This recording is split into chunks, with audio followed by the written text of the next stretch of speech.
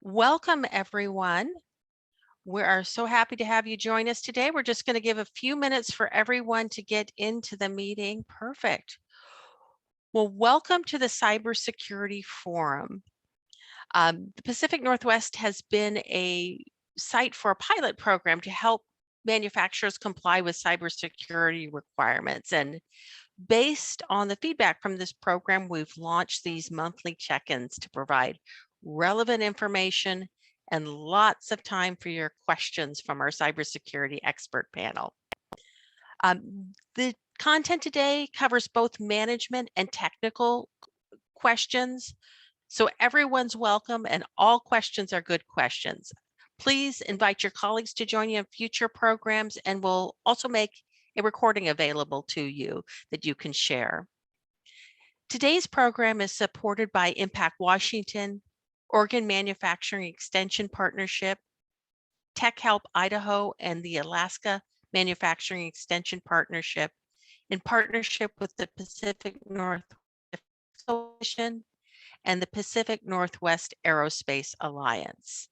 I'd like to welcome some of the representatives from those organizations that are on the line today.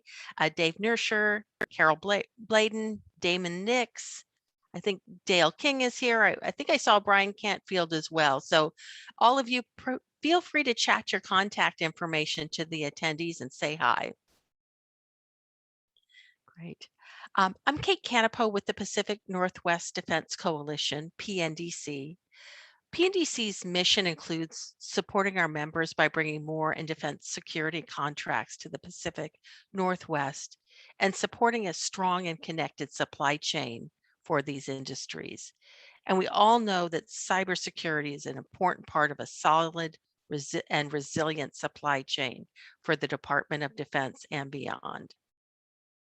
And because protecting the Department of Defense supply chain is protecting the men and women who serve our country, I'd like to invite our veterans or active duty members to, well, I'd usually ask you to stand, but I think today we're going to have to just ask you to chat your name and branch of service so we can thank you for your service.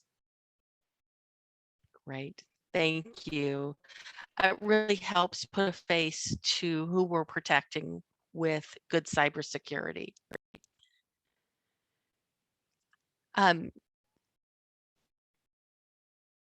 This might not be new information for everybody, but in case you're new to these discussions, I wanted to give a little background information to make sure that everybody is up to speed. You might have heard about CMMC, or the Cybersecurity Maturity Model Certification. This is an evolving requirement and one of many cybersecurity frameworks that really all have the same goal: to protect your business. The DoD, Department of Defense, has selected the CMMC accreditation body to develop a framework that will require audits on 5 levels of cybersecurity maturity for all Department of Defense suppliers, whether you're direct or in the supply chain. Although the CMMC infrastructure is just beginning, the time to work on this for your organization is now, whether it's your motivation is good risk management or to get compliant. And if you're not in the defense supply chain, you still need to manage your cybersecurity risk for your organization. Get a framework, get started, get help if you need it. We get a lot of questions. People are getting asked about their cybersecurity in different ways, whether it's CMMC, maybe your supplier's asking you for a SPURS score, or are you NIST 800-171 compliant? This is all referencing a holistic cybersecurity program. So good job. You're here today. You're either starting or continuing your cybersecurity journey.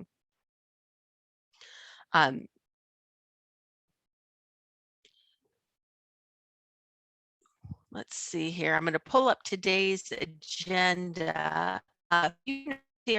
Please ask questions. We'll encourage you to unmute and ask your questions at the appropriate time to our panel.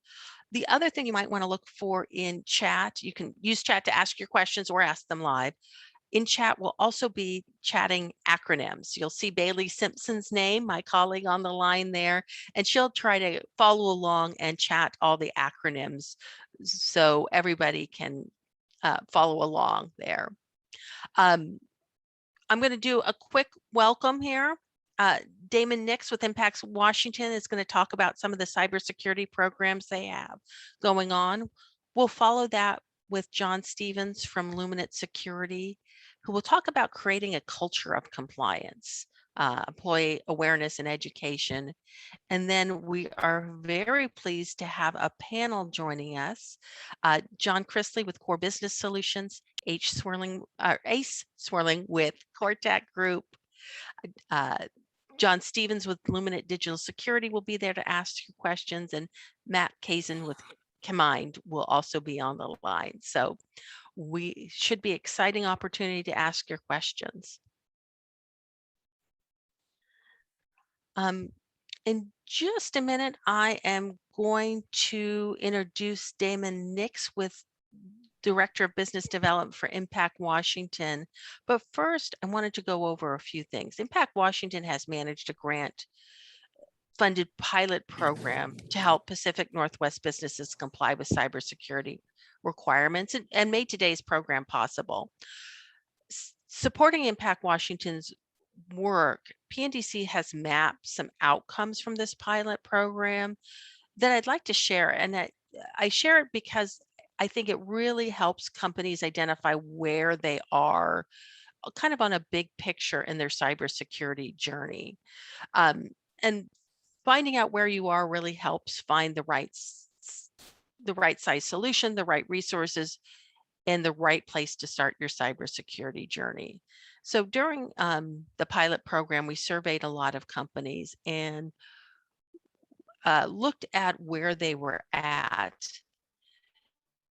in three major areas, moving from confusion to understanding. What is CMMC, or what is this cybersecurity thing? How do I start? Where does this fit into my plan? Then everybody gets to the point where they understand that the executive has buy-in and they're budgeting for it. It's part of their process. It's part of the infrastructure within their organization. So kind of identify where you're at on that journey. From why to how, I think a lot of people were, why do I need to be cyber compliant?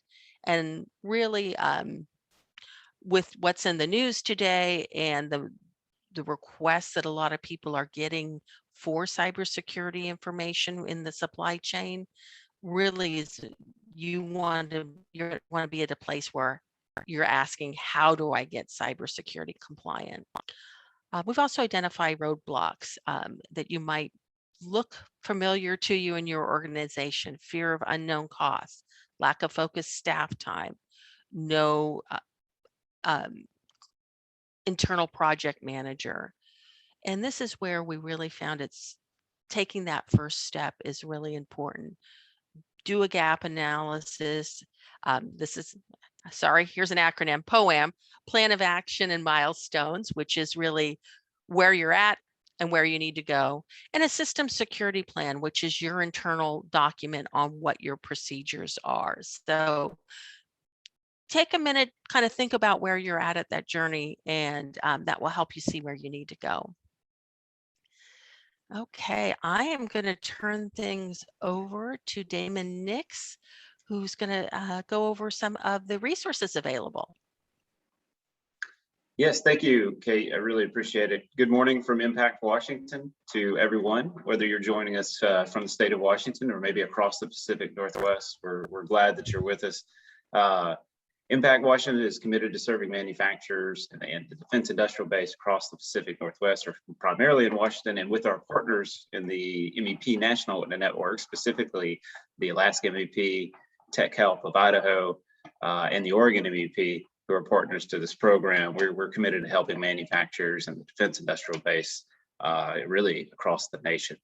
So we're so proud to have played a role in helping to develop the community that's here. That's such a great outcome to see, a community that's gathering to learn more.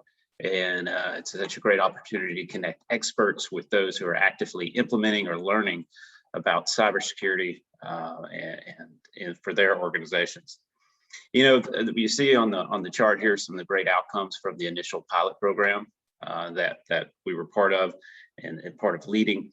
So many of the many great outcomes, I think one of those that really stands out to me is the cybersecurity service provider network and the ability to work with, meet, develop so many creative and delivery service providers to meet them and see them interact and develop more cost-effective solutions. I think that was one of the great things we saw is that across the time we were actively implementing, we saw the cost of services come down due to the creativity of the providers themselves and their desire to fulfill the mission to help manufacturers and defense-connected organizations comply with cybersecurity requirements. So that's awesome. And we're so thrilled that one of the outcomes of that is this continued symposium, being able to continue to connect those experts with those implementers in our community. And so with that, I wanted to share a few of the resources that we have out there regarding cybersecurity. So while our current grant funding with that supported a number of projects that has been completed, we don't have any of those funds available.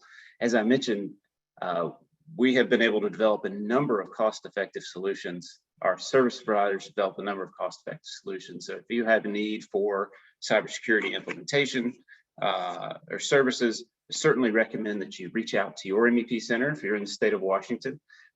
Kate, if you might turn to the next slide.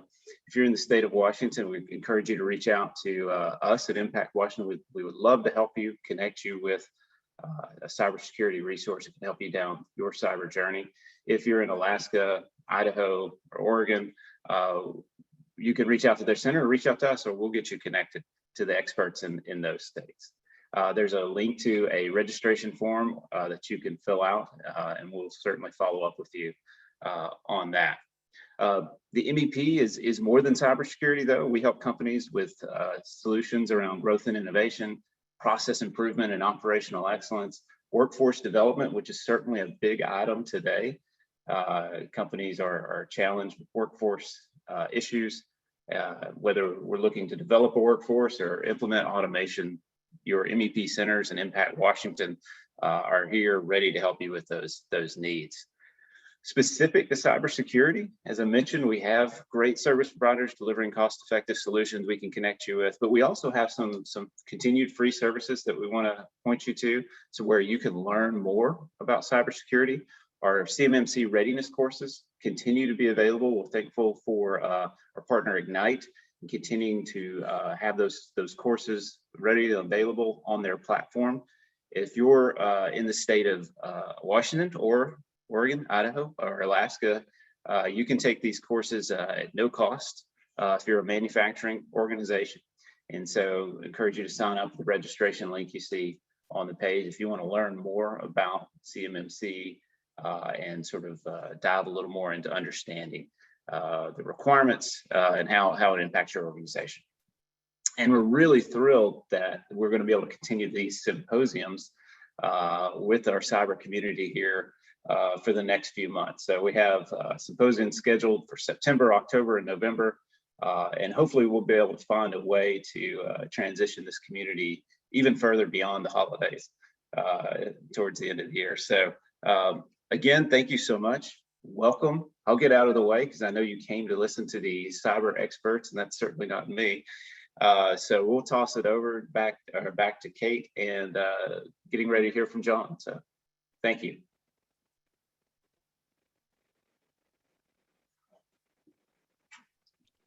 Great. Thank you so much. Really appreciate your support being able to offer these programs.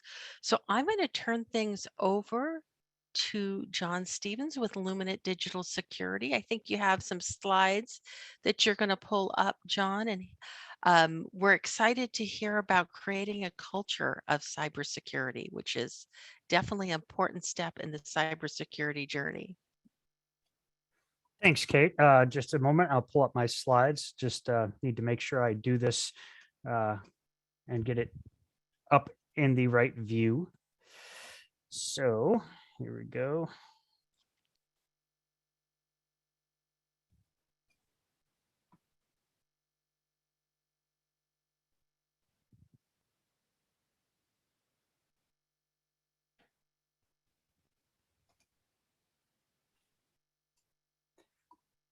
Okay, so hopefully everyone can see the screen now. Looks perfect. Okay, passed the first test. It's early. It feels like Monday. It's Tuesday, but hey, I'll go with it. Okay, so as Kate said, we're talking about creating a culture of compliance, and underlying all of that is employee awareness and education. Now, when you're at an organization, it's pretty easy to feel the culture. It's pretty evident what culture is, but when you actually try to define it and talk about how to create it, it gets a little different. So, I thought, hey, I'll start off by looking online. And, I just did a Google search for company culture. And let's see, that's 2,060,000,000 results about is what Google told me. And, this is a 20-minute presentation, so we should have no problems covering all of those, right? Well, maybe not. But, I did take a few of the items that I found. And, I wanted to try to break this down into its simplest form, because when you're starting to talk about culture, it's so critical for success when you're implementing a cybersecurity program, because everybody has to really understand why.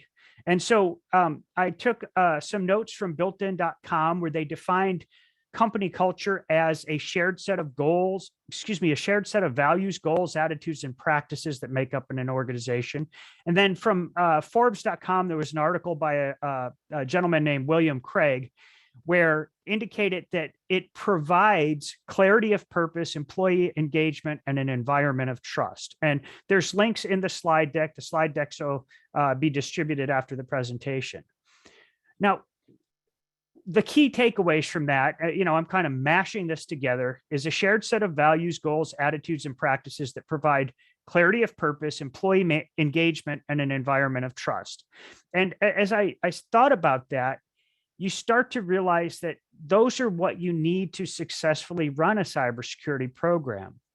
And so jumping off of it, the geek in me said, okay, shared set of values, goals, and practices. Shared goals and practices. Can you say that sounds an awful lot like a formal and documented organizational book of policies, procedures, and work instructions? I thought so. But also the values and the attitudes of the companies. These two elements are probably also enumerated in your company policies, maybe in your employee handbook, but they're really critical. And we're going to dive into why now. So first off, the clarity of purpose. A shared set of values, goals, attitudes, and practices that provide, in emphasis, clarity of purpose. And I found it ironic as we were looking at the Impact Washington slides just a moment ago, because some of the questions that started was why, and then translating into how. And fundamentally, if you provide the clarity of purpose, it will answer the question, why are we doing this? Now, when we talk about that clarity of purpose, though, if you take the why that cybersecurity is being mandated by CMMC, that's not going to get your folks out of bed in the morning. It's not going to inspire them to do what they need to do. But if you provide the clarity of purpose, and it's at a more basic level, like, why are we doing any of this? So, for example, why are we in business? If you know that, you can capture the people's imagination and hopefully their passions. But then explaining why we are subject to compliance and what is the end goal of that compliance. Because every presentation I've sat through regarding CMMC, you really have to answer the questions why. Because if you can get a satisfactory answer to that question, I think people are a lot more likely to adopt the practices that are required. Specifically, when we talk about why, like for CMMC, well, it's because the technical data, the defense data is ending up in the hands of our adversaries. And so the end goal of compliance is to secure it. And letting people know why, I think, is very helpful. But, again, going back to the map, well, not again, but if you think of this in terms of a map, answering that question, why, helps you understand where you are and also selects a destination for you. The next item that I looked at was the employee engagement. And of course, I thought of all of the answers that we hear about employee engagement in terms of cybersecurity. For example, well, that sounds great, but how are we supposed to engage employees to do all the security and compliance mumbo jumbo? Isn't most of it just for IT anyway? Well, where we have seen the employee engagement really take off is with the education piece. And remember, earlier we were talking about the why. That's part of this process too. But with the education, if we can explain and educate our personnel on the threats that are out there, on how they should respond, and basically of the rules of the rules of the road, and the part that they play in making the journey. So essentially, if you're doing this, you're not dictating the route to them, but rather you're equipping them and challenging them to navigate the hazards and peril of the journey. So you're putting your employees in charge and making them be part of the solution. And I'd like to stop here for a moment and say, you may notice I haven't talked about any technical controls or really anything cybersecurity. But that's because in our practice, what we find is we have to engage the employee base to include leadership, and we have to get them to understand the why. And then when we start talking about education, we help start answering the how. And that was also a point that was covered in the Impact Washington. It was kind of why, and then how, and then so forth. So here, again, we haven't even started talking about cybersecurity, but in our practice, what we find is it's necessary to go to this basic level to get the buy-in. And that buy-in typically will start oftentimes not at the individual employee level. First, you have to convince management and leadership that this is important, and then they can help be part of rolling it out into the culture. And then finally, we're talking about an environment of trust. And, everybody can say, well, duh, this is a desired outcome, right? We get that. But it's about making sure that everyone knows the destination and why it's important. And also, if we've done our previous work on the other points where we're making sure everyone is educated, they're equipped for the journey, and they know the rules, and they know their role in getting there. So that basically makes sure that everyone is on the same page and they can trust their teammates and leaders to navigate through the compliance and security issues. And again, most of the way through a presentation on cybersecurity, but we haven't talked about cybersecurity, but that is because it's so critical when you're talking about implementing a cybersecurity program that you have buy-in at all levels and people know how they can contribute. So in terms of a culture of compliance, we have to affect the company culture, and then we have to make sure that we effectively communicate it. And then, and only then, do we find that we can enjoy success where we get to implement all of those controls successfully. Because you have to let people know the why and the how. And the core underlying principle, of course, is that it's education. So you build up your culture of compliance where people understand the values, goals, and attitudes and practices. It will provide them that clarity of purpose. It will help engage your employees, and it'll lead to better trust. And again, just to reiterate, we accomplish that with education. And this is one of the points that we start with in virtually all of our engagements is you got to educate folks, starting with leadership, working all the way down to get them to buy in. And then you layer on the controls. And over time, through that continuous process, you basically develop it so that your culture includes all of the steps for both compliance and cybersecurity.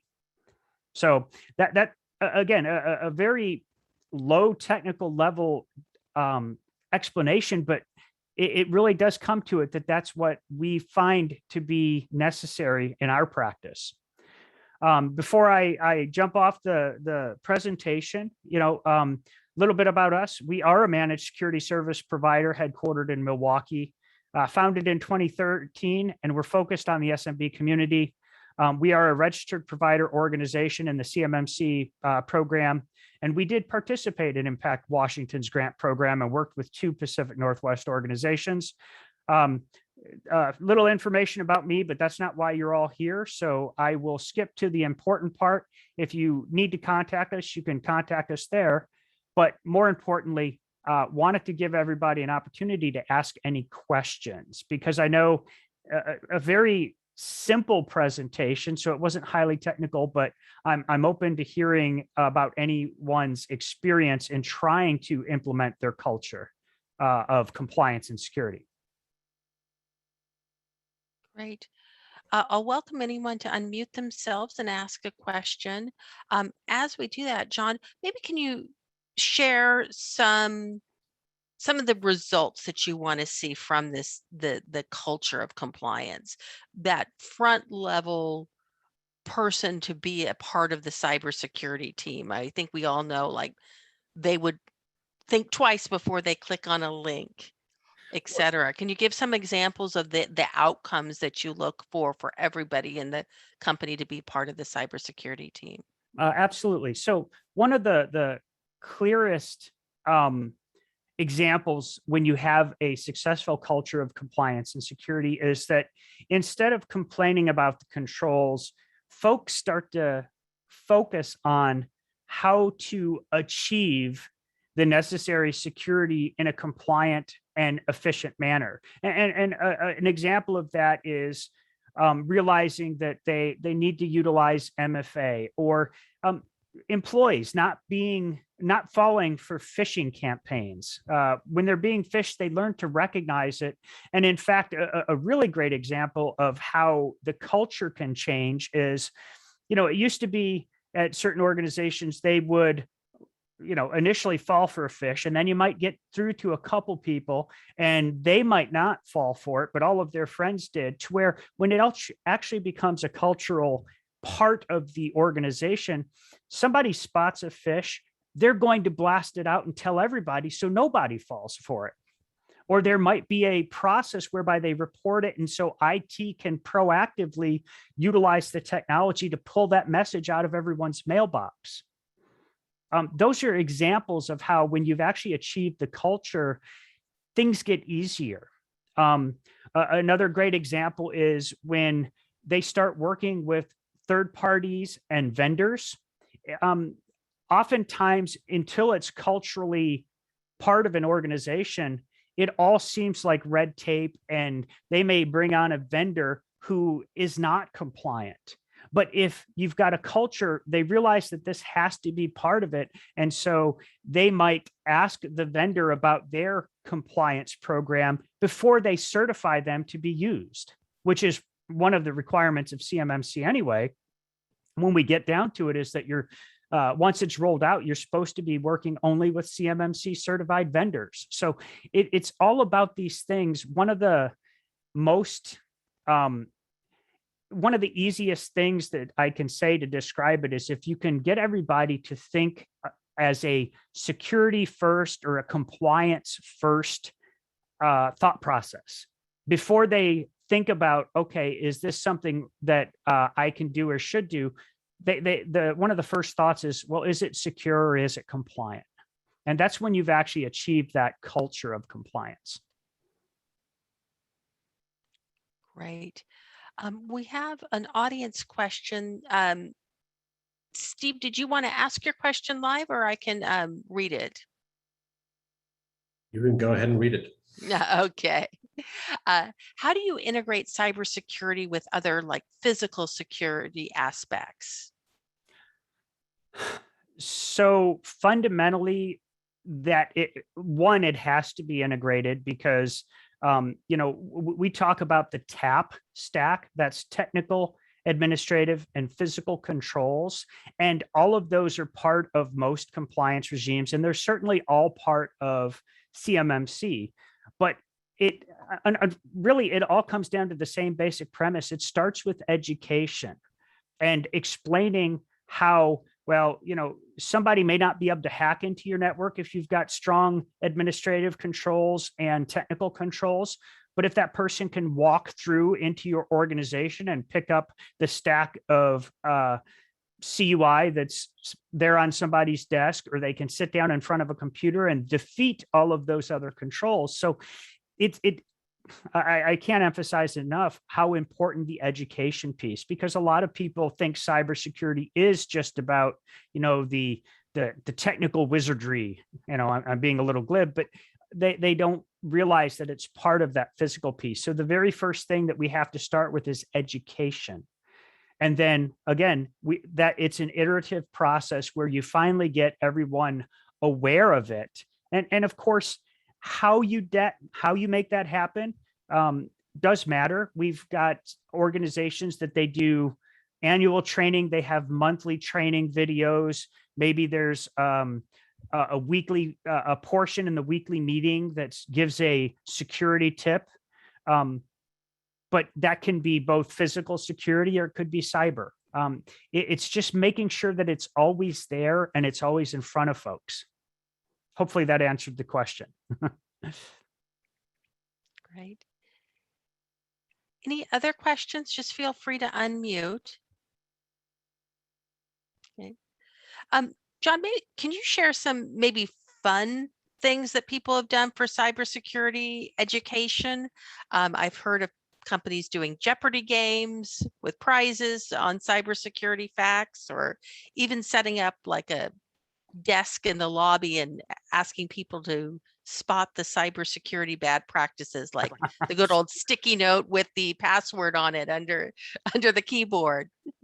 Sure. Both of those are great examples. One that we find works particularly well in many organizations is, like, for example, phishing simulations, because you're sending out the phish to see who falls for it, but then they kind of gamify it.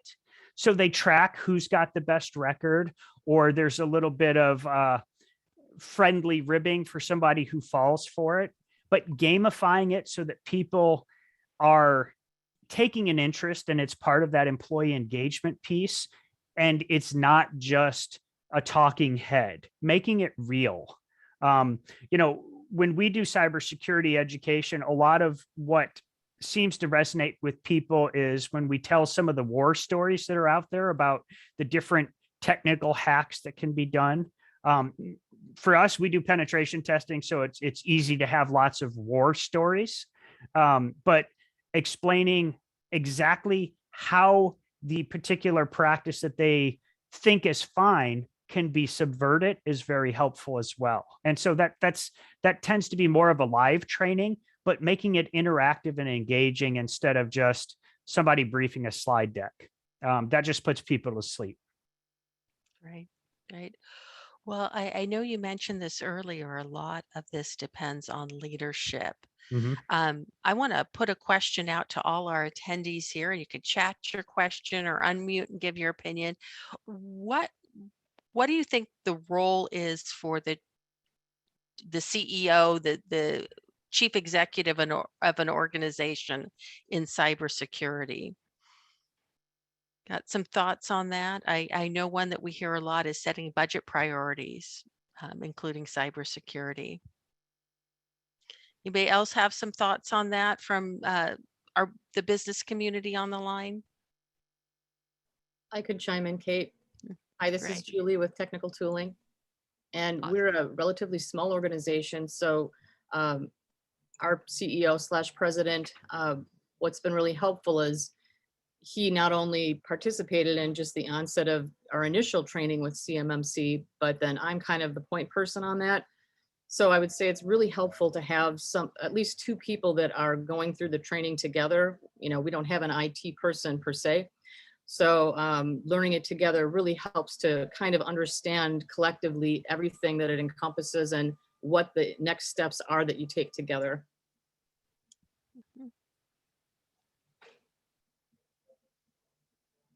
Another great thing that I'd like to add in regard to the leadership role is people will see, the organization will see if somebody is doing a do as I say, not as I do.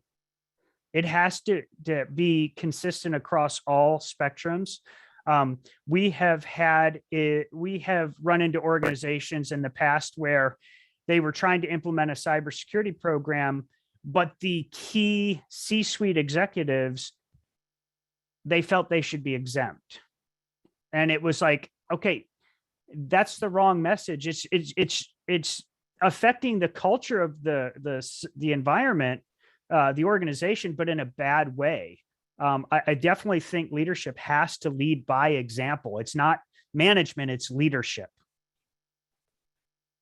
And I'll reinforce that point. And as I've been listening to the conversation this morning, one of the things that occurs to me is that we talk about sort of cybersecurity as being technology or regulation or compliance, and it is all of those things, but that's not what it is at its core. I want to suggest that cybersecurity is actually a manifestation of the quality of what you're doing as a company. So, a lot of companies, companies all have products, whether it's a physical product or a service. You want to deliver that product with quality, and realistically, your customers are expecting you to do that.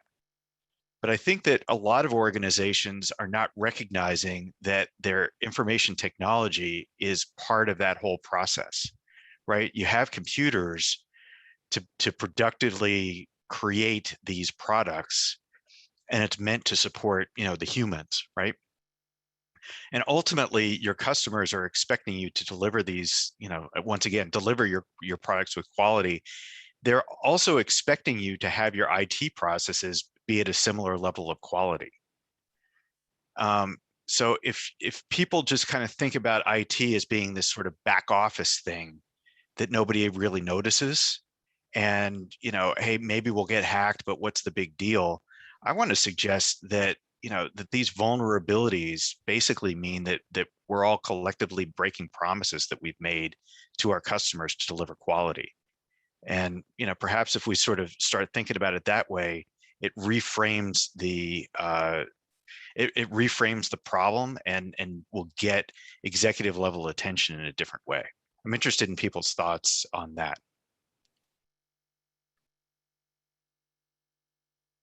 Awesome, Ace. Good point, especially quality assurance is a something baked into a lot of manufacturing organizations. I'm going to read some of the comments that we also had from the audience and then introduce the panel. The CEO's role is to reinforce the importance of the effort. CEO must be a visible role model if an employee InfoSec program, information security program, is going to work. I know if information security requires a combination of people, processes, and technology. I know we've had companies that say they have they make a board resolution that cybersecurity is a priority, and what that is going to be as a budget priority, as a staff time priority, as a staffing priority. So great. I am going to go ahead and just pull up the slide and introduce our panelists. Ace, I know you've given some thoughts already, and I appreciate that.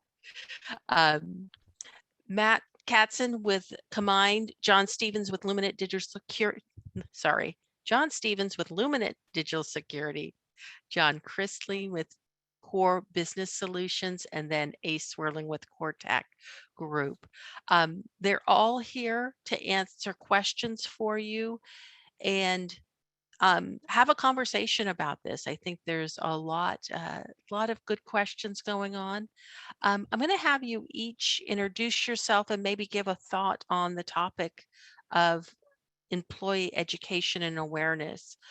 John Chrisley, do you want to give your thoughts? Sure. I think it's very important when we talk about, and John Chrisley with Core Business Solutions, when it comes to employee engagement and employee awareness, I've been in a lot of companies where, the more fun you can make it, the more engaging, the more interesting to the employee, the more they're going to grab on and actually take it seriously. I've had a lot of success in not only teaching people why it's important to the company that they happen to be working for, but teaching them lessons they can take home with them and use in their private life, because it sort of transcends things that they may be seeing at work are also happening in their private life, like being phished, people trying to scam them out of money and get a hold of their bank accounts. And I think it's very important to make sure employees know that they're not just protecting the company's information, or in some of the cases, the government's information. They're also protecting their own information. They're protecting other employees' information that they work with. And I've seen that have a lot of success with companies that just take that approach that we're trying to help you secure not only us, but yourself as well. And yeah, so happy to be here and talk to you all, and look forward to talking about some other topics we have today for you. Right. Matt Katzer, are you on the line?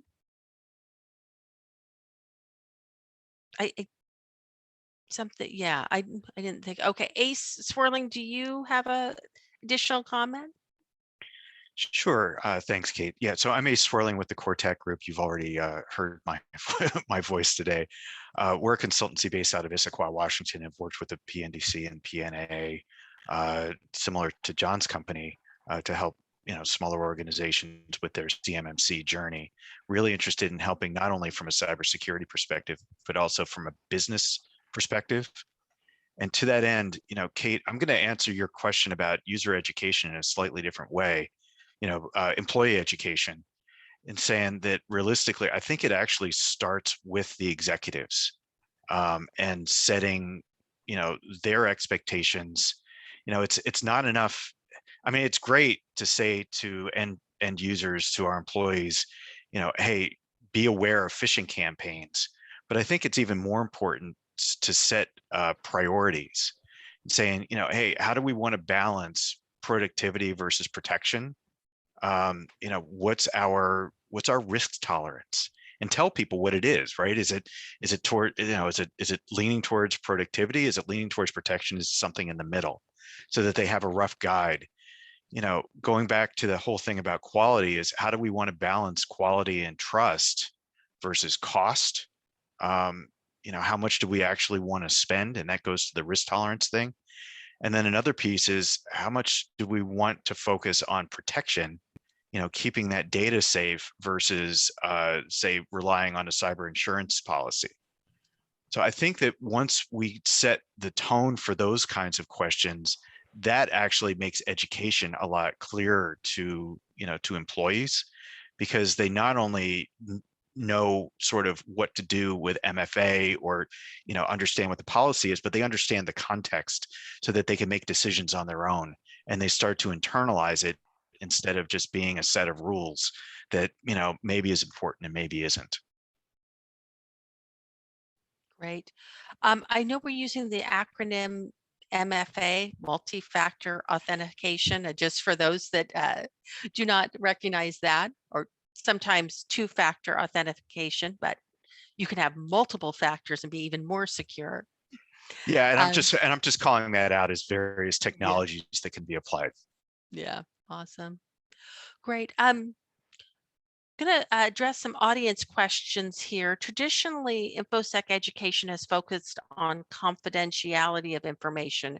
However, with the rise of ransomware, the issue of data integrity and availability are also becoming increasingly critical. John Chrisley, do you want to address that?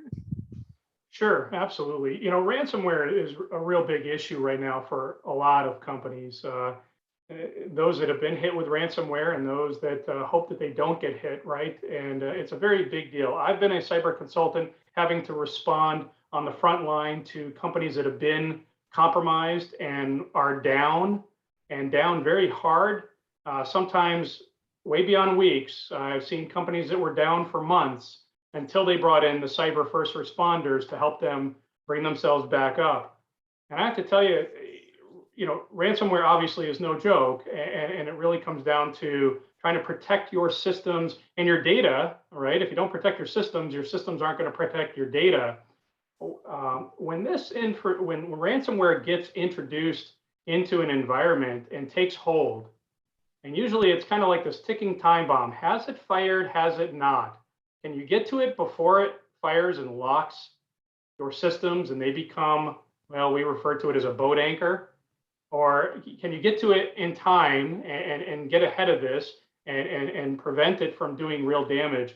But with ransomware around data integrity and availability, that's exactly it. It's about, are your systems compromised and you don't even know it yet? That's a case with a lot of scenarios that I've seen in my time, is that there's actually viruses and ransomware that are on a company's network and they don't even know it because it hasn't fired yet. It hasn't locked their data. So the real question is your data still has integrity? Is the integrity of your data still there or not? And the availability. The minute ransomware fires and locks your computers, now it's unavailable, usually, in a lot of cases. And people start scrambling to find out, is that backup we did really as good as we thought it was? Can we actually restore that data from tapes or online backup or something else? So availability is really an issue. And the only way you can really address this is get out in front of it. Get out in front of it, talk to people that understand how to protect your data against these kind of attacks. The attacks could happen, they will happen to some. It's really about how can you recover and how quickly can you recover. Great. John Stevens, do you have anything to add? Absolutely. I want to follow on to what John said about, there may be malware or ransomware on a network. And one of the key things that I'd like to point out is that's a real example of, CMMC includes the need for detective controls, for preventive controls, all of those things. And that example that he just gave is a great way to illustrate the why when you're talking about education. If you come across with, okay, you have to have all of these things and it's because it's CMMC, that's going to fall flat. But if you can give an example of why the controls are there and educate people, I think that's huge. And something as simple as explaining ransomware and how all of those critical things, if you think about it, we touched on detective controls, we touched on, John did, detective controls, identifying the threat that was present. He talked about having good backups. He talked about, at least inferred that it's not a good backup unless it's been tested. You need to have an incident response policy. There's all of these underlying requirements that typically are part of a compliance framework that people tend to brush off or don't think they understand it. But when you can utilize a great example like that and then match that to the requirements of your compliance or security program, I think that allows people to have an aha moment. And so it's kind of like guerrilla education because you're not sitting there with a specific educational goal in mind, but every opportunity you can have to tie why to what, I think is critical when it comes to education. And I also agree with what Ace said about, it really needs to start with management. A great example of that is for anyone who has done anything with CMMC, you might know that the definition of CUI, or controlled unclassified information, is a bit broad. And we run into a lot of organizations that ask us, well, how do we define that? And there are guides to it, but there's such a broad range of definition that you could drive several trucks through it, maybe an aircraft carrier. And so we talk to the leadership team and say, look, you have to set your people up for success. So I think you need to do the best you can to define it in your organization. Translate those vague definitions into what it means for your people so that you can better educate them so that they can be part of the solution. But anyway, I could go on and on, but I'll be quiet now.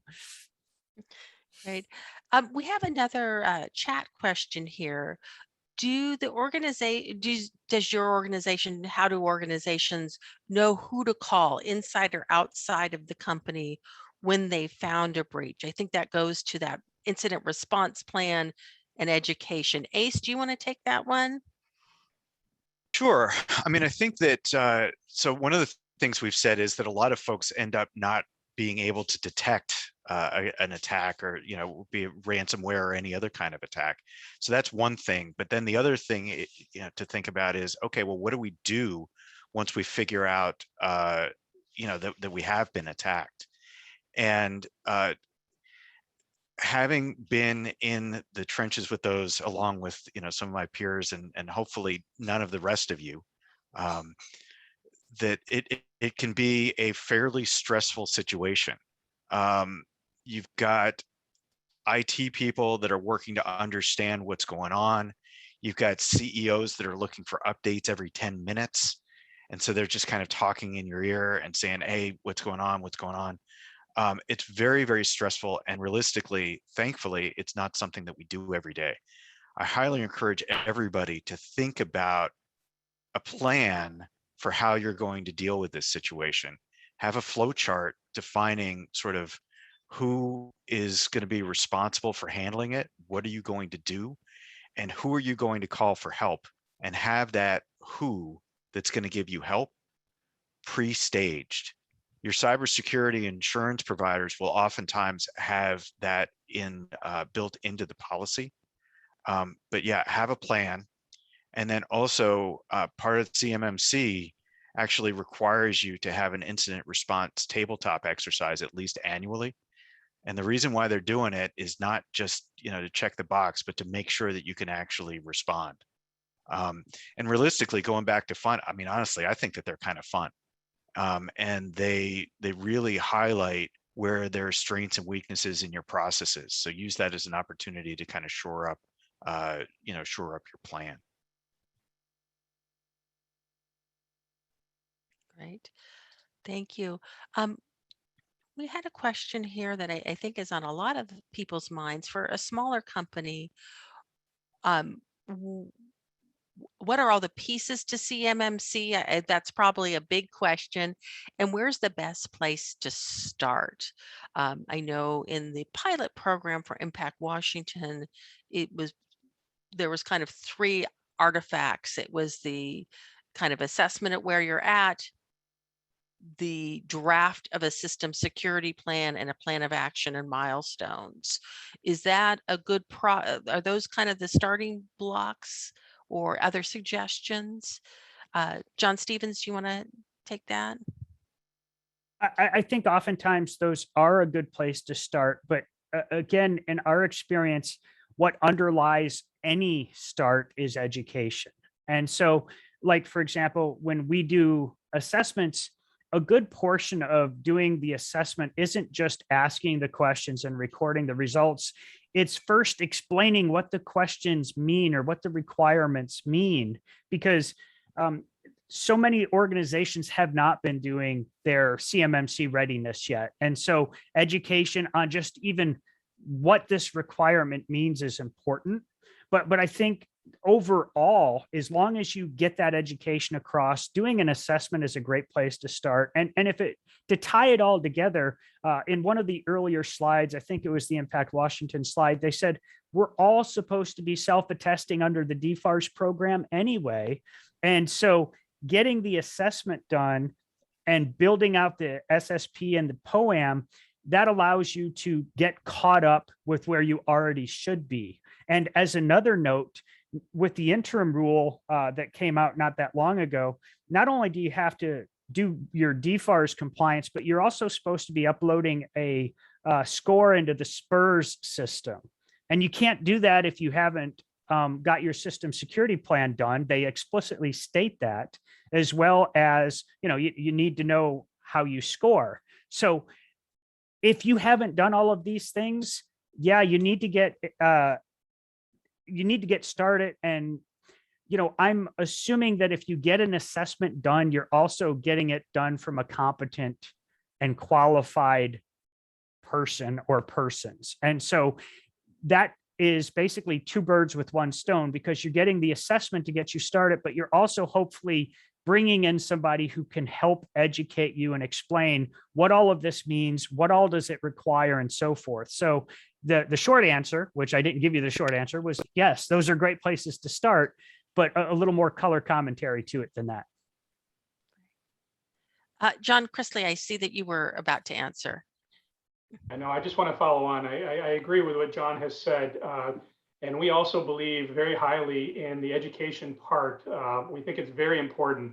So Core Business Solutions is also a CMMC RPO, and we have some registered practitioners on staff. And we believe that starting with that education is absolutely one of the first places it has to be done. We actually provide training not only for the technical people, but also for management, so that they can actually understand too, sort of the higher level, what's involved and what does this mean?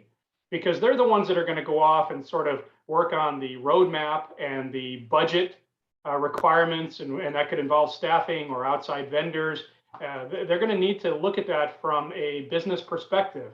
It's not just all about the widgets that need to be implemented, but they've got to understand how this is going to affect their business.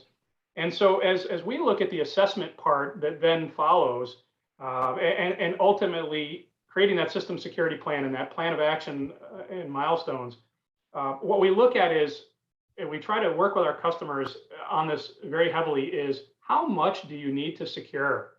How much of your operation in your business does this entail? Is it all of your business? Well, that's one side. We can put that aside for a moment. If it's all of your business and all of your computers and all of your people, well, we sort of know what the answer is about what needs to be addressed when it comes to trying to secure this sensitive information that CMMC is trying to address. But if it's only a portion, and we do find that a lot of companies, that it's only a portion. And what I mean by that is maybe it's only a handful of users out of the entire company. And if you look at this, you could actually break this down and say, well, maybe we don't have to worry about trying to eat this elephant at once. It could be one bite at a time. It could be maybe backing into this a little bit, especially for the small and micro businesses.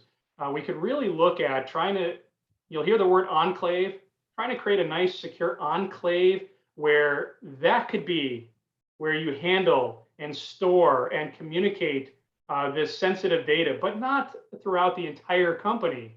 And it's an approach that really seems to work well, where we sort of virtually put our arm around that customer and try to help them understand that it doesn't necessarily have to be one size fits all, and it doesn't have to be this big, scary thing. It doesn't have to be your entire network. So that's an approach that seems to work well. And I'm going to give the microphone now back to John.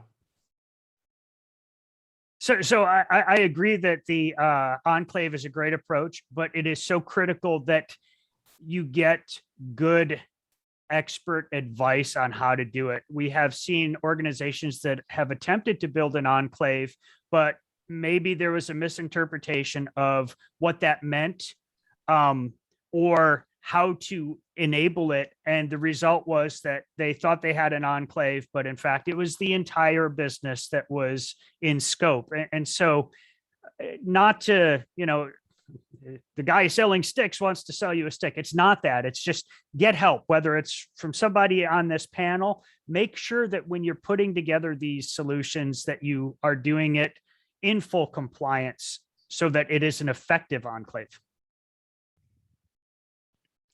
Ace, do you have a Yeah, comment? absolutely. So no surprise, agree 100% with my peers on this. I want to suggest a couple of things though. So we found that enclaves can be really, really helpful as a quick and dirty way to be compliant. They can be great. But one of the things to consider as well is that you still have to go through the documentation exercise, the process exercise, and all of that. So people are kind of going, all right, I want to get the government off my back. I'm going to be compliant. Let me just do an enclave and make this thing go away. But we were talking about ransomware a few minutes ago. And that threat exists to not just the DoD data, the CUI, but to your entire business. So in some respects, I kind of figure if you're going to go to the trouble of coming up with things like incident response plans and all of that, I want to say that there's an opportunity to apply it to your whole business. And realistically, this is where you can start to get some business benefit from the exercise, and it becomes less of just a tax or a cost or something like that, that you can actually get some benefit. That was one point. And then real quickly, one other point to make is that we've been talking about POAMs for CMMC. I think it's important to recognize that CMMC does not actually allow POAMs. You're not allowed to have open items in order to be certified for CMMC. You have to be 100% compliant on all 130 controls.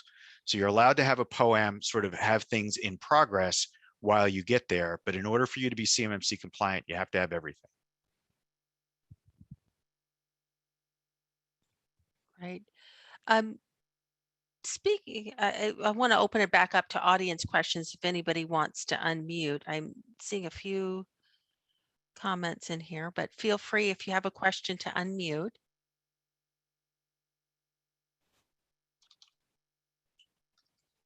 Great.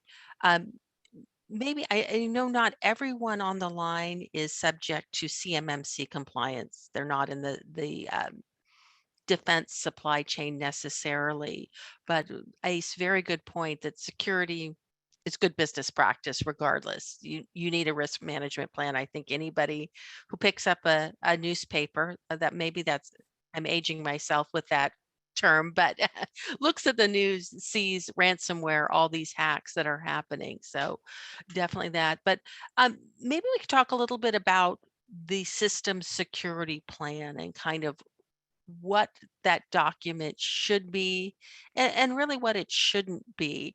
I'll give you the shouldn't be. It shouldn't be on a shelf gathering dust and having nobody look at it. So Ace, do you want to comment a little bit about that?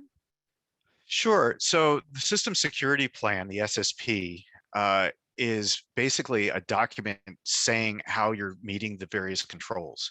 So I personally distinguish between an SSP and a POAM, being that like a POAM is sort of like a work in progress. It's what you're doing on a day-to-day basis.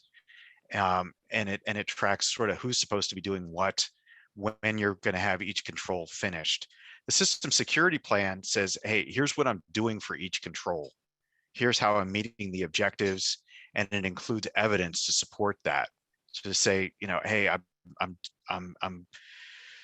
securing this particular control by applying MFA, and I'm explaining what I've actually done, what the policies are. It also needs to have a system diagram and a couple of other things. There's a well-worn path for the format of these things, and you can find them on the internet if you like.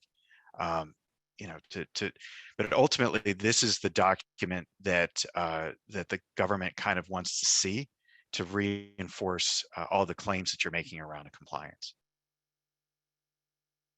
Great.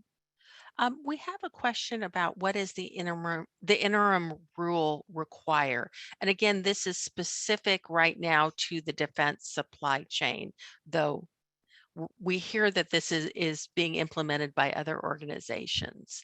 Does somebody want to take that, the interim rule?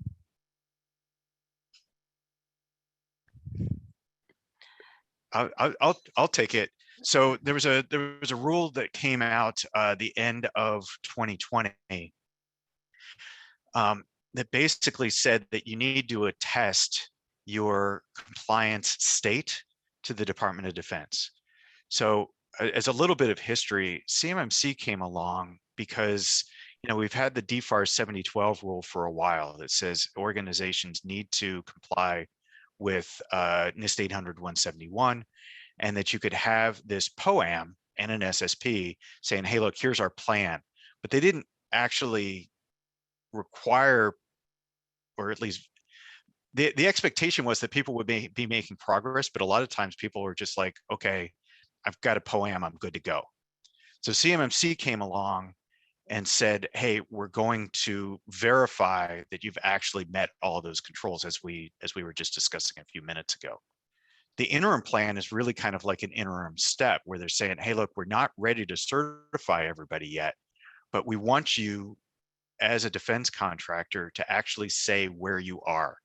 And that's where the SPRS score that we define, the supplier performance risk system, comes in, where there are points that are assigned for each of the NIST 800-171 controls. And you end up kind of getting marked down for each one. It's very, very easy to have a negative score. So the idea is that you go in, you assess where you are on the various controls, get help if you need it, because honestly, a lot of them they're written in English, but they're kind of written in lawyer English or cyber English. So getting a bit of translation help can be helpful. Go through, calculate that SPURS score, upload it to the DoD. That's really what the interim rule is requiring. Great.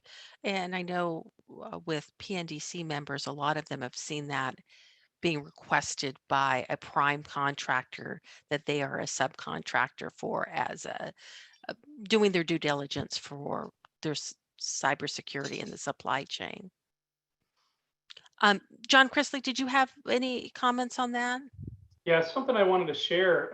With our experience working with a lot of DoD subcontractors, we've actually seen a few starting to be asked by their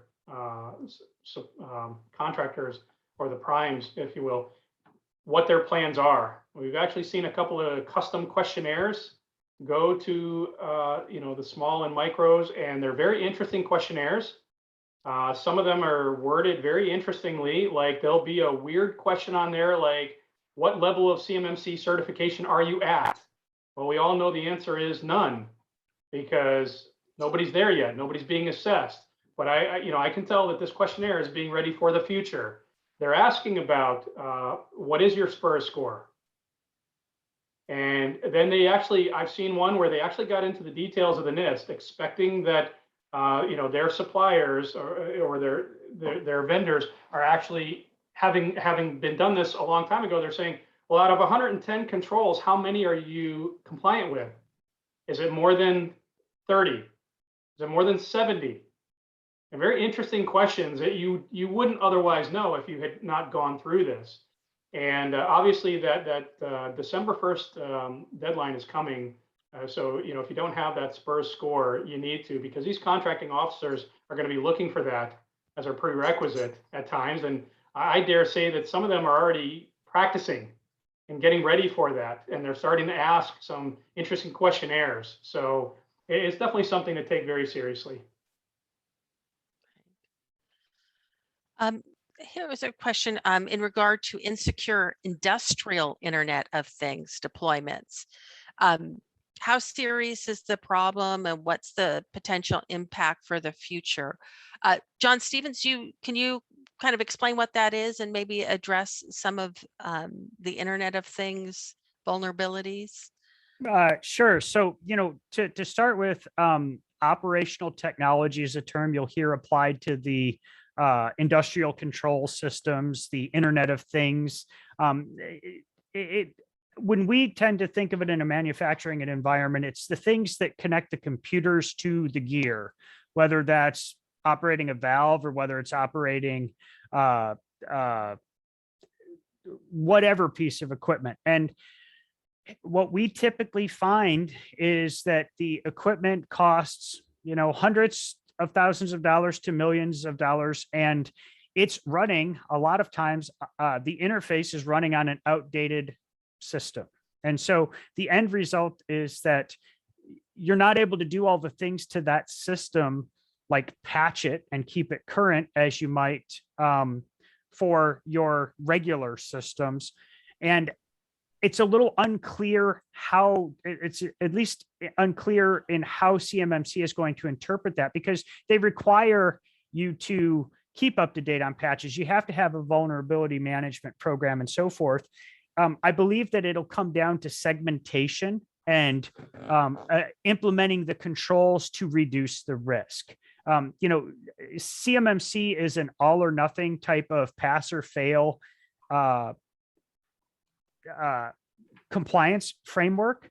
And so, we've had folks say, well, does that mean that if I have a vulnerability, I'm not going to pass? And I don't think that's the answer, but you do need to take steps to address the risk. And so operational technology is likely going to need to be segmented, and the systems that connect to it need to be appropriately secured as much as they can. in regard to Internet of Things, people don't typically think of operational technology. I think they that is more reserved for like, hey, my TV likes to be on the internet or what have you. And to me, the big problem with that is folks need to realize that if it's on the network and the network's in scope for compliance, anything that's on the network, whether it's wireless or what have you, could be considered, well, it should be considered in scope. And so from an Internet of Things perspective, I would say, make sure that you're not introducing hazards into your environment, and make sure that you know exactly what's connected to your network, whether it be a wireless network or a wired network. More often it's wireless. There's got to be some rules about what people can connect. In penetration tests, we have actually seen where they've got some type of streaming device online to facilitate conferences, and we've been able to hack that. And that was, in and of itself, that's not that relevant, but the fact that it's on the regular network was. And so it wasn't handled the same as a traditional IT asset. And so again, CMMC in particular requires that you do have an accurate and full inventory of systems that are used. And I would say that Internet of Things system technically should be on that, or it shouldn't be in the environment. Ace? Just a quick comment to build on what John was saying. So we ran into a situation with one of our clients where they were using Wi-Fi video cameras to help with the physical security controls for 800.171. And quite honestly, those cameras are notorious for being for having weak security. And so we were doing a penetration test, and we actually found that these cameras that were observing ITAR regulated physical areas, right? Physical areas where ITAR regulated work was being done, had been hacked, and they, a foreign nation state had been observing the work. So yeah, I've seen nodding heads. So it's important to recognize that this IoT thing, the OT thing, right? This is not just about security. We need to recognize that the whole goal of CMMC and realistically of the security here is to protect the data and to protect your business. And it shouldn't just be limited to like Windows devices, Linux, or Macintosh. We need to think that we need to recognize that all of the, anything with a chip is potentially in scope, and need to look at it a little bit more holistically that way. Ace, I think I winced at that ITAR reference. For those of you that don't know, yeah, ITAR is a State Department regulation, international trafficking in arms regulation. And unlike CMMC, CMMC is a requirement. ITAR is a law, like you can end up in an orange jumpsuit.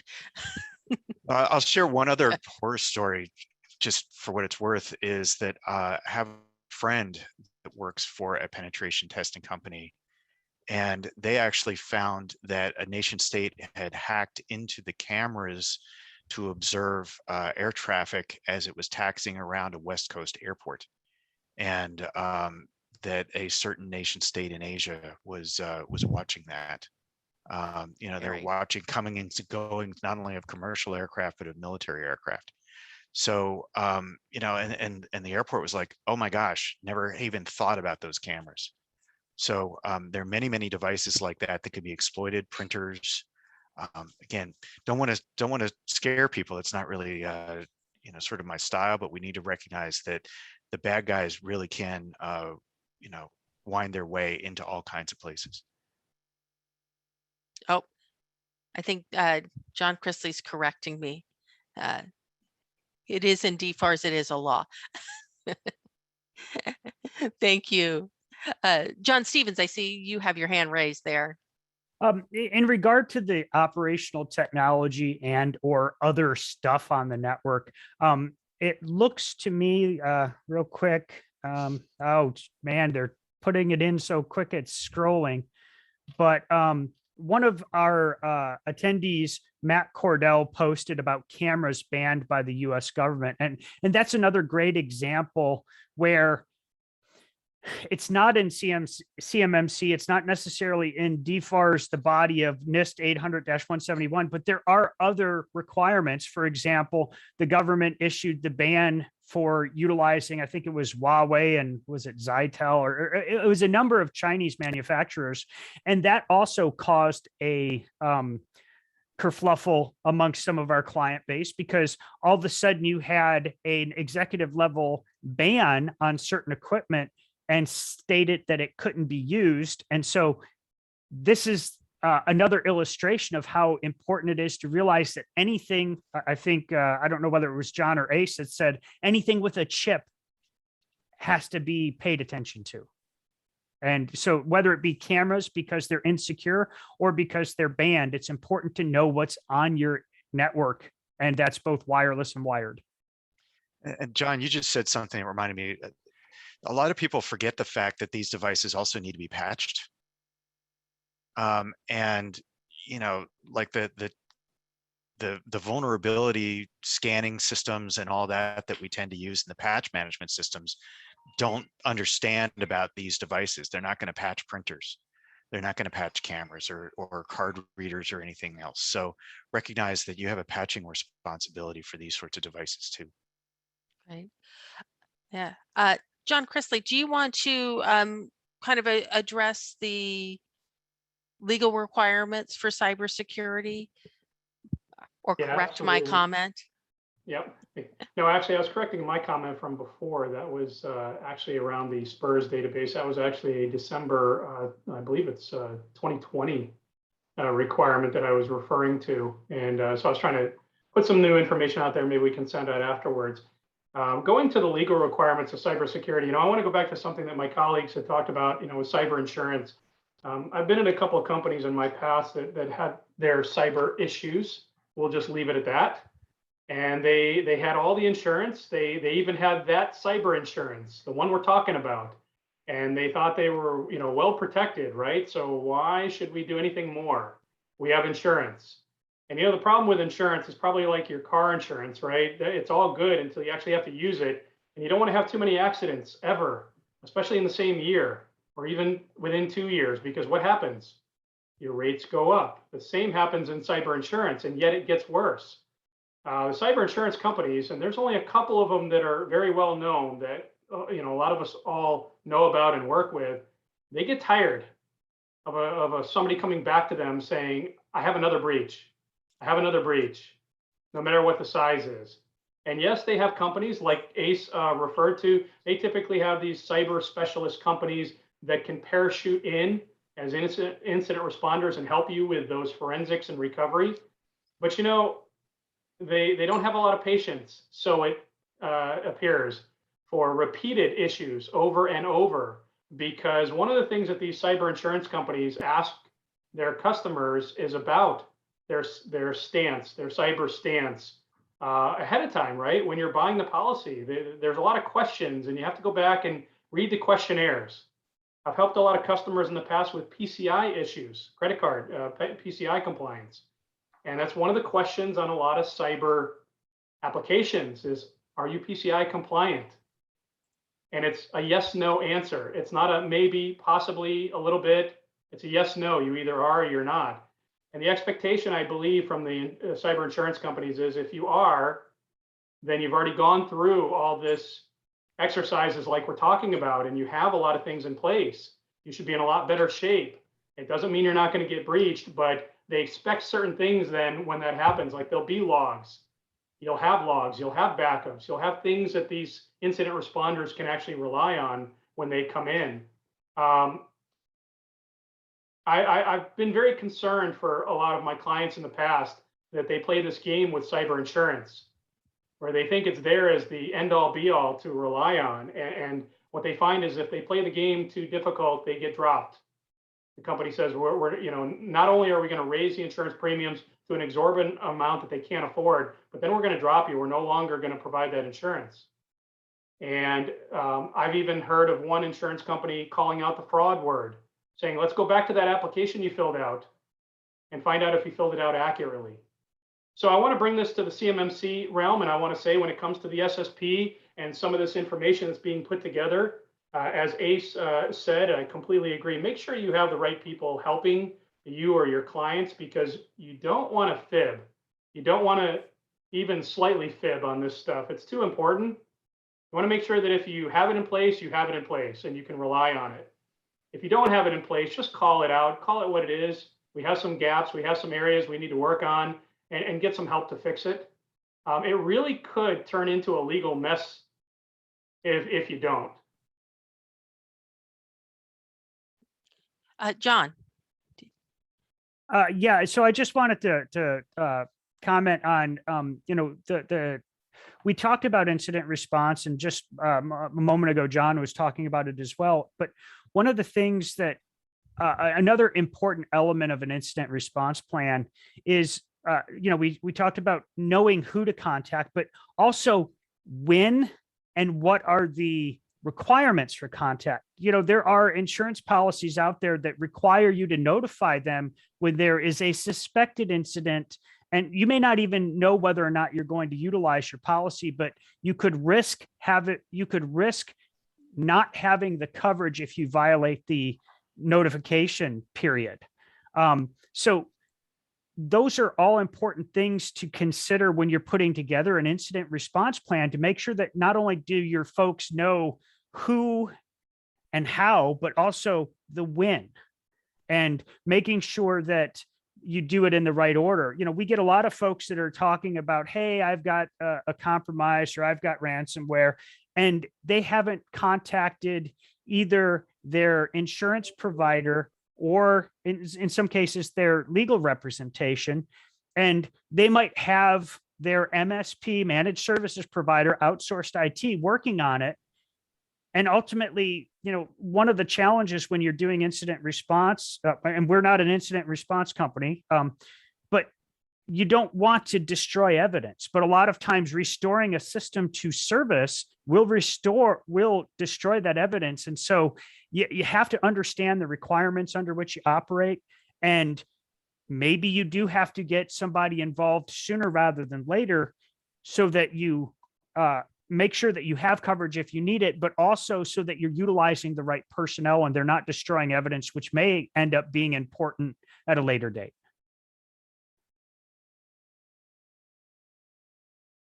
Thank you. Great information. We've just got about 5 more minutes here. I'm going to invite anybody that on the line to unmute and ask a question. This is all about your opportunity to ask all those questions. Hi, I'm Race. I'm with the ASCO group, and recently there's been some changes with AMS Rule 2750 Revision F. I'll just give you a summary. The short version is we have to start logging all of our oven data digitally for any bakes. And under the current CMMC guidelines, as they're written now, subject to change, any data associated with the CUI part and the processing needs to be handled as CUI. As we start to run into where CMMC and AMS or ISO or AS 9100 and all of these things clash on their requirements, do you see any way where these different accreditation bodies will try and work this out? This AMS revision, for instance, is forcing us to add IoT to our shop floor, which increases our CMMC footprint to be attacked via, or just in general, but a pain in particular with CMMC. Who wants to jump in? John, Chrisley, do you have an answer to that? I really don't, to be honest. I don't know if they're going to start to, bring these together.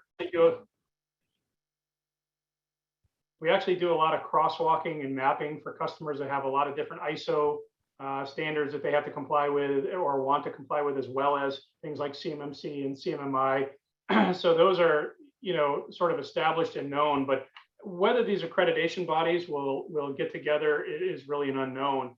I think one of the things, as you're talking about that scenario, that comes to mind is, again, scoping and segregating as well, trying to separate different pieces of the network so that you can sort of secure them properly and as needed, and maybe not take a one size fits all approach.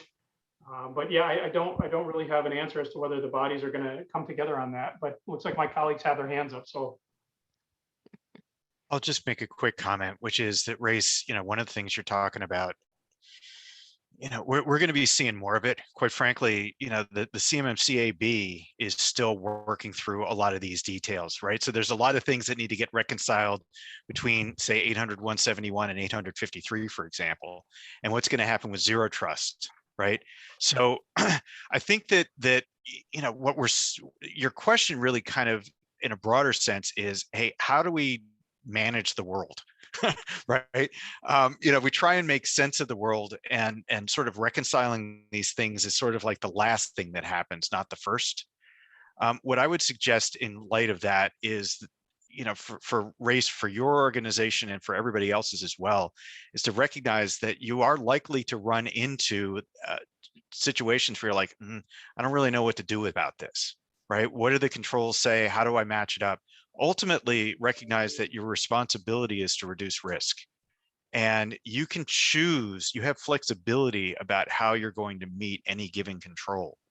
So if there's something that really doesn't make sense for your organization, you can mark it down as being not applicable, for example, or you can say, hey, look, I'm choosing to mitigate this through other means. And as long as you document it and you justify it and be willing to go toe to toe with an auditor, right, and explain it, then you should be generally good to go. But once again, recognize that almost every organization is going to run into something like that. Great. And one last question or comment, Matt Cordell, I see you have your hand up.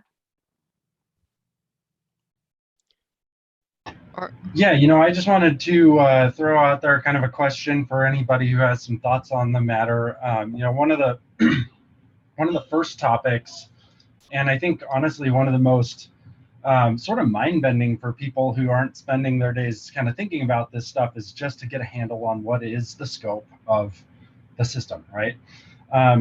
And especially when what's in the client's mind is, or the team's mind in front of you is that we're going to do this, only these people use CUI and only these systems have the CUI on it, and so they're my scope.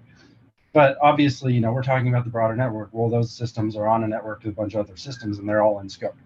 So I was just wondering, amongst all the folks on here who have great ideas and expertise to bear, what are some of the most practical implementation solutions that you're seeing without, implementing a full enclave or segregate, completely separate network?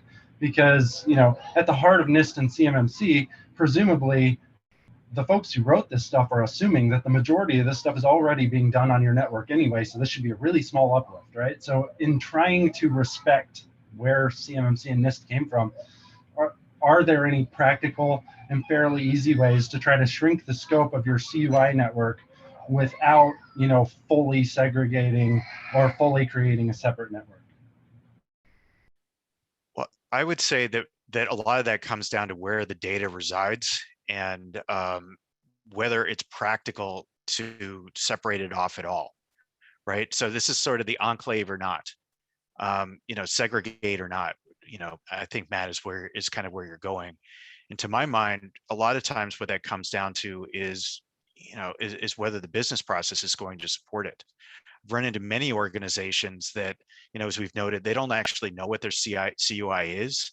So it's impractical for them to discern, or even if they can discern, it resides right next to, unregulated data. Like we had a company that does transportation, for the military, but they do transportation for everybody else too. The regulated and unregulated data are literally right next to each other. And so in that regard, you kind of go, okay, well, the scope ends up being the whole system. I wish we could give you a simple answer. There are algorithms for this, but I'm not sure that we have time to kind of go through it right now. But ultimately what it comes down to is, can you split it off? Yeah, thank you. I was thinking in the background that maybe this would be a good topic for our next cyber forum, because scope is a big question. So with that, I want to make sure we're at time. Give a big round of applause to all our speakers here today and the team from Impact Washington and the other MEPs. Thank you so much. We really appreciate you sharing your expertise on this program.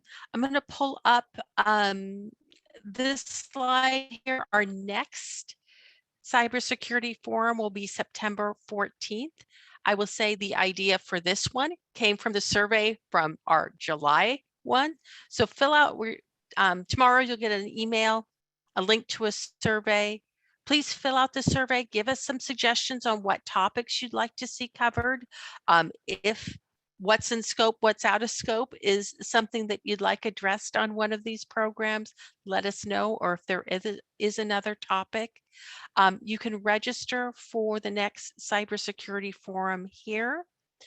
And once you have filled out the survey, we'll have a link to the recording of this program if you'd like to share it with any colleagues.